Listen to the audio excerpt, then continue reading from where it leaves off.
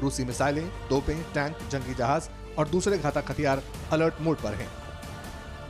लेकिन war experts का मानना है कि रशिया की बातों पर आंख बंद करके भरोसा नहीं किया जा सकता।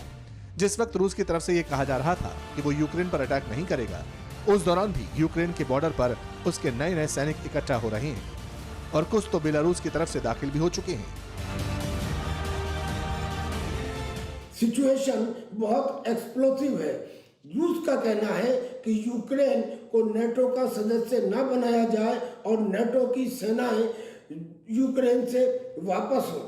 इसी रशिया ने यूक्रेन में उसके क्रीमिया पेनिनसुला के ऊपर 2014 में कब्जा कर लिया था।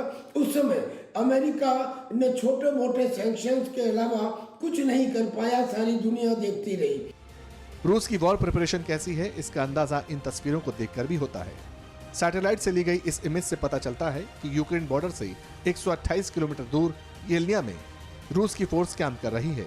इन तस्वीरों में रूसी सेना के मिलिट्री इक्विपमेंट्स देखे जा सकते हैं। एक और दूसरी तस्वीर ने रूस के इरादों का खुलासा किया। रूस के पोगोनोव ट्रेनिंग एरिया में बैटल ग्रुप डिप्लॉय हो चुका है, यानी रशिया ने वेस्ट से भी यूक्रेन को घेरने की तैयारी कर ली है।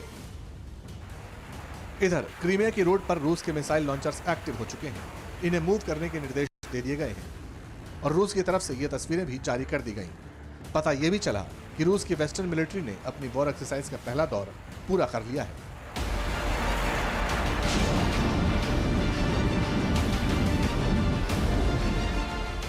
लेकिन इससे भी बड़ी और चिंता की बात यह है कि जब अमेरिका, ब्रिटेन और दूसरे नाटो मुल्क यूक्रेन के सपोर्ट में हैं, अमेरिका ने अपनी स्टिंगर और जैवलिन मिसाइल यूक्रेन में भेजी हैं, तो ऐसे वक्त में रशिया की तरफ से नया काउंटर प्लान रेडी है।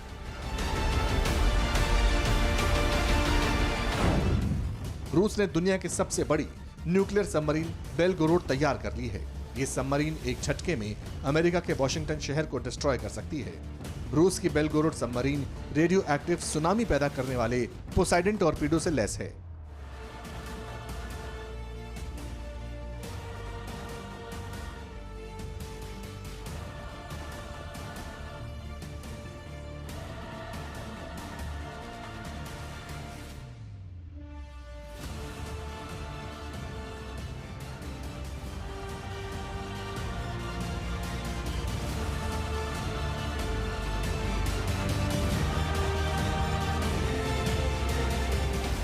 यानी जंग के बैकड्रॉप में अब तक जो तस्वीरें सामने आई हैं, उसके मुताबिक अब धीरे धीरे यूक्रेन का सपोर्ट बढ़ रहा है। अमेरिका, ब्रिटेन जैसे मुल्कों के बाद अब तुर्की भी उसके सपोर्ट में खड़ा हो चुका है और तुर्की ने यह फैसला तब लिया है जब उसके रूस के साथ अच्छे संबंध हैं और कुछ वक्त पहले ही उसने रूस से S-400 मिसाइल डिफेंस सिस्टम खरीदा है।